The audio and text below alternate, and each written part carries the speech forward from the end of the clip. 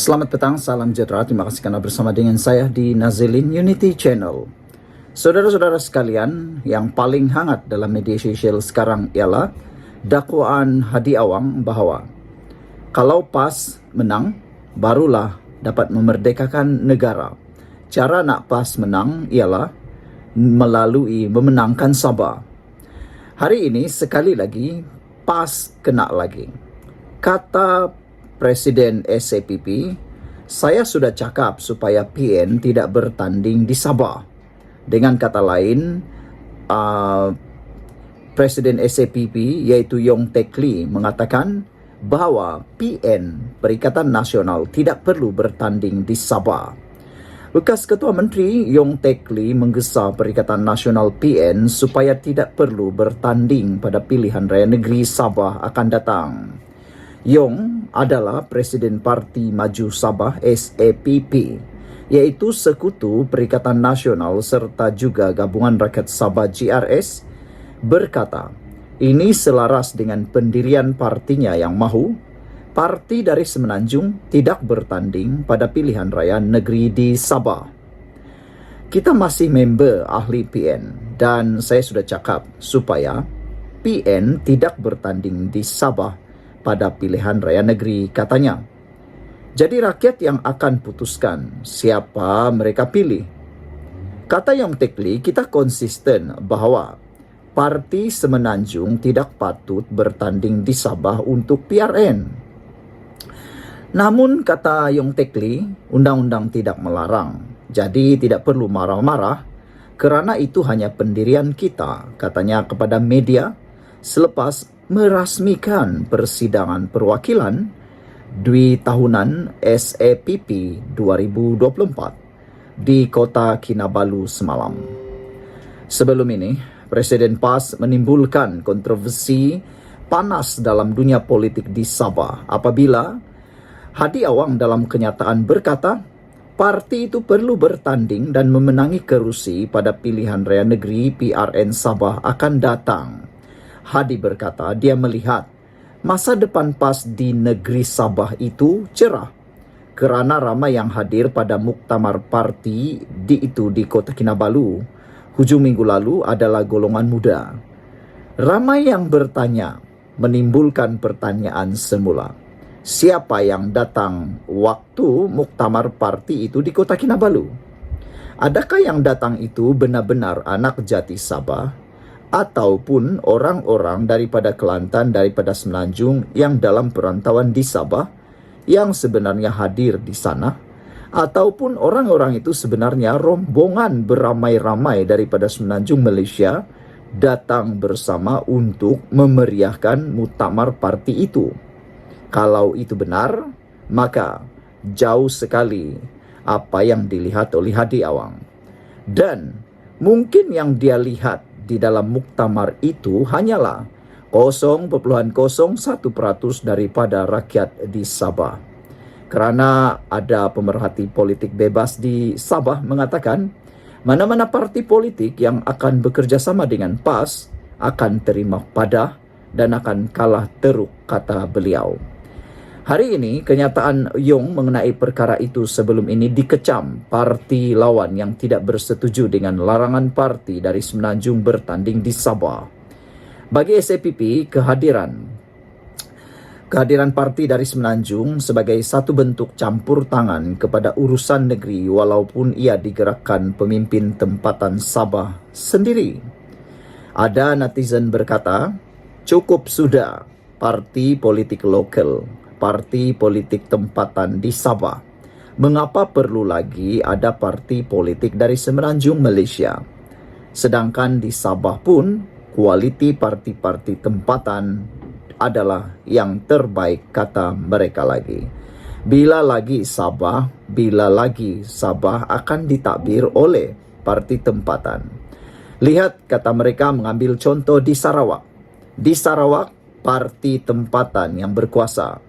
Oleh sebab itulah, kata mereka, Sarawak mempunyai autoriti kuat di dalam tuntutan, apa-apa tuntutan di Putrajaya. Kerana mereka tidak dipengaruhi oleh parti daripada Melaya atau Semenanjung Malaysia, kata netizen. Yong juga menegaskan pendirian SAPP mengenai perkara itu tidak berubah walaupun GRS membuat keputusan bekerjasama dengan parti dari Semenanjung pada PRN 17. Sejak pilihan raya umum PRU 2022, kita sudah umum bahwa SAPP akan bertanding guna logo GRS, bukan Perikatan Nasional PN. Kali ini pun PRN 17 kita sudah maklumkan akan bertanding di bawah GRS menggunakan lambang GRS, katanya lagi. Ketika ini, PAS mempunyai seorang adun dilantik, yaitu Ali Akbar Gulasan yang dilantik ketika Perikatan Nasional masih sebahagian daripada kerajaan negeri selepas PRN 16 pada September tahun 2020. Persoalannya sekarang ialah, adakah adun dilantik ini, yaitu Ali Akbar Gulasan, mampu mempertahankan kerusi lantikan itu? Kerana beliau dilantik dan bukan menang dalam pilihan raya. Dirasakan bahwa jangankan nak mempertahankan, nak dapat kerusi dicalonkan pun tak tahu di mana untuk dicalonkan Ali Akbar Gulasan ini. PAS pernah meletakkan calon di beberapa kerusi pada beberapa pilihan raya sebelum ini di Sabah, namun semuanya gagal memenangi sebarang kerusi dan lebih teruk lagi, banyak daripadanya tidak mampu pun menang mendapatkan semula deposit mereka. PAS mempunyai adun tunggal Ali Akbar yang dilantik ketika PN masih menjadi sebahagian daripada kerajaan negeri selepas pilihan raya tahun 2020. Keadaan di negeri itu berubah selepas Ketua Menteri Haji Jinor dan penyokongnya meninggalkan Bersatu untuk menjadi ahli langsung GRS pada Disember tahun 2022. Spekulasi mengenai pilihan raya negeri awal bermula tahun lalu, tetapi kini ia mungkin diadakan pada tahun 2025. Saudara, sebelum kita teruskan ulasan kali ini, jangan lupa tinggalkan komen anda untuk kali ini. Adakah PAS mampu untuk membangunkan Sabah kalau mereka benar-benar memerintah Sabah? Ataukah mereka hanya mahu jadikan Sabah semata-mata jadi batu loncatan untuk mereka berkuasa dan dapat menumbangkan kerajaan? Kalau sudah dapat jadi kerajaan, apa pula yang boleh diperoleh oleh Sabah? Adakah tuntutan-tuntutan Sabah di dalam perjanjian MA 63 mampu diterjemahkan, mampu direalisasikan oleh Perikatan Nasional? Kerana pada waktu ini, Anwar Ibrahim satu-satunya Perdana Menteri yang berjaya merealisasikan beberapa tuntutan daripada Sabah setakat ini. Sekian untuk kali ini. Jangan lupa tinggalkan komen anda. Salam sejahtera, terima kasih kerana bersama dengan saya di Nazilin Unity Channel. Pengumuman SG4 oleh Tun Mahathir Mohamad bersama dengan 4 menteri besar pimpinan Perikatan Nasional di 4 buah negeri bersama dengan Hadi Awang hari ini cukup menggemparkan Malaysia. Yang menggemparkan bukan sahaja keterlibatan Tun Mahathir di dalam rancangan kekayaan 4 negeri Perikatan Nasional ini, tetapi yang cukup menggemparkan ialah kalau anda lihat dalam laporan Malaysia kini, kita dapat lihat antara orang yang dijemput hadir di dalam pelaksanaan SG4 ini ialah, dalam gambar yang hadir VIP ialah Menteri Besar Perlis, Menteri Besar Kedah dalam gambar yang anda boleh lihat, Hadi Awang, Muhyiddin tiada. Tersebut pula awal. Yang ada Tun Mahathir, Samsuri, Menteri Besar Terengganu, Menteri Besar Kelantan dan Ketua Whip Pembangkang, iaitu Taqiyuddin Hassan. Yang menjadi persoalan petang ini ialah di mana kedudukan Muhyiddin. Padahal Muhyiddin ialah pengerusi Perikatan Nasional. Bukankah 4 buah negeri yang ditakbir oleh PAS ini dikuasai bersama oleh Perikatan Nasional, dimenangi bersama oleh Perikatan Nasional? Yang serba sedikitnya pasti ada sumbangan dari parti Bersatu, dan lebih daripada itu ialah Perikatan Nasional ini pengerusinya ialah Muhyiddin Yassin. Kenapa dalam pelaksana SG4 ini tiba-tiba tiada Muhyiddin Yassin?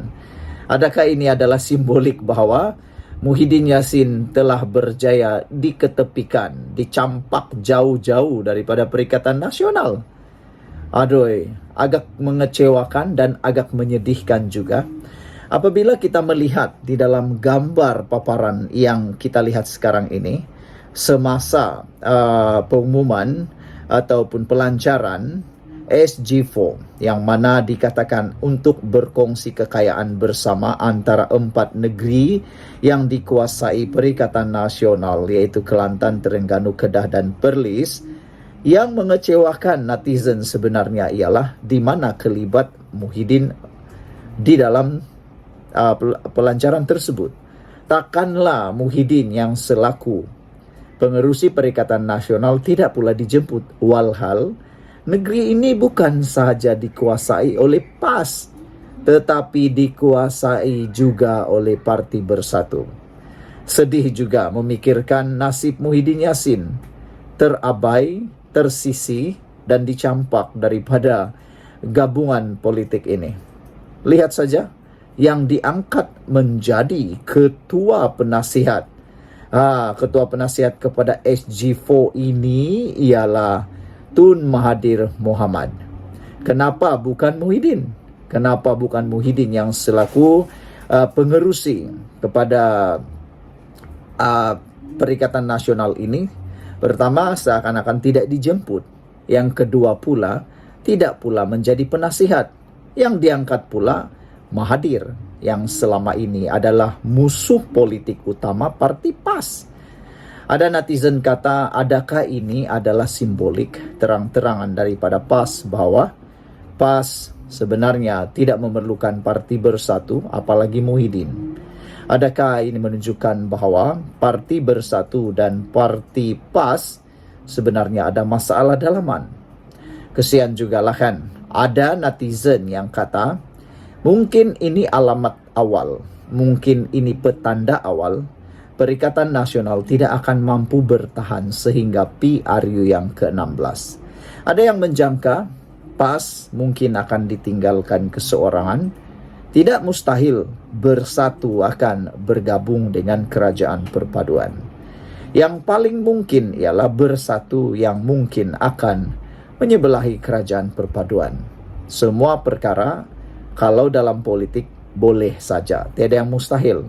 Tapi untuk PAS bersama dengan kerajaan seakan-akan hampir mustahil, kerana PAS tidak langsung suka dengan DAP.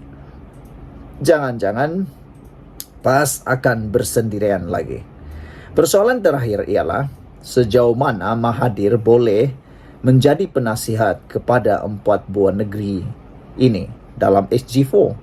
Adakah Tun Mahathir masih mempunyai bisa dan masih mempunyai kaliber, masih mempunyai kualiti seperti dahulu di waktu beliau masih kuat dan sehat? Kerana sekarang ini kita tahu Tun Mahathir dah berkali-kali masuk IJN dengan usia yang sudah terlalu tua. Mampukah lagi Mahathir menghadiri setiap mesyuarat yang diadakan sebagai penasihat? Tun Mahathir patut menyertai mesyuarat itu. Kenapa bukan Muhyiddin yang dilantik? Kenapa bukan Muhyiddin yang dijadikan VIP dalam SG4? Adakah Tun Mahathir masih mampu menarik pelaburan asing, langsung asing, seperti dalam pengaruhnya sebelum ini?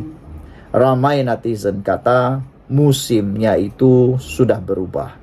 Seperti musim-musim juga, musim Tun Mahathir sudah pun tamat dan tidak relevan lagi, kata mereka. Sekarang ini pelaburan asing, langsung asing, ini tertarik kepada kepimpinan Anwar Ibrahim melalui Kerajaan Perpaduan. Saudara-saudara sekalian, memang kita ulang lagi, agak menyedihkanlah di dalam pelancaran SG4 ini kelihatan tidak ada kelibat langsung daripada Parti Bersatu. Walhal 4 buah negeri ini ditakbir kongsi oleh Perikatan Nasional dengan komponen Perikatan Nasional, terutamanya Bersatu, dan ada beberapa parti daripada gerakan. Namun tak pasti kenapa tidak dipaparkan dalam gambar ini. Tiada gambar Muhyiddin, Tiada juga gambar wakil daripada Parti Gerakan. Yang ada 4 orang menteri besar, yaitu dari Perlis, Kedah, Terengganu dan Kelantan. Dan Hadi Awang ada sebagai Presiden PAS dan Taqiyuddin selaku Ketua WIP Pembangkang. Tapi kenapa tiada pengerusi Perikatan Nasional? Ada netizen kata sepatutnya kalau ikut hierarki, Muhyiddin Yassin lebih tinggi daripada Mahathir. Muhyiddin Yassin lebih tinggi daripada Hadi. Hadi hanya presiden parti PAS. Muhyiddin pun presiden Parti Bersatu. Tapi Hadi Awang hanya timbalan penasihat.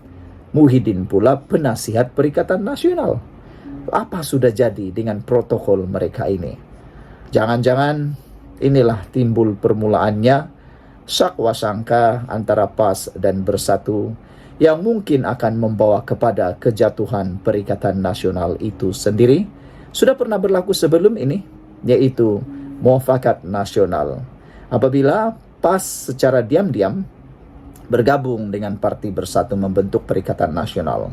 Kali ini tak tahulah adakah ini secara diam-diam mereka menubuhkan SG4 ataupun memang diketahui oleh Muhyiddin. Sekian untuk kali ini. Jangan lupa tinggalkan komen Anda.